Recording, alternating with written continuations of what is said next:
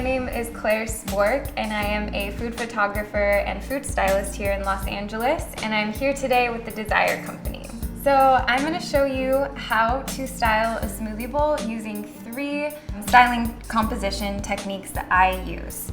And the first one is negative space. And so you can see with our smoothie bowl, we have all this negative space on this right side. And negative space just means that there's nothing there. And then we have the crescent shape on this side.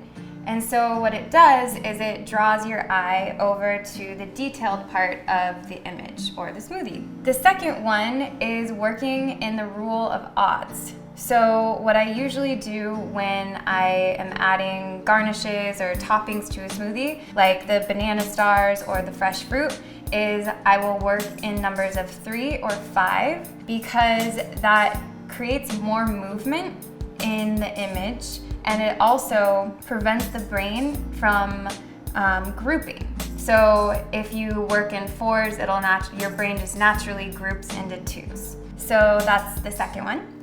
Then we have patterns and shapes.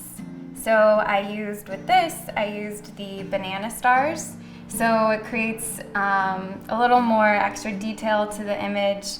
And I use the circles from the blueberries. And then we have the crescent shape of the granola. Those are my 3 favorite styling techniques.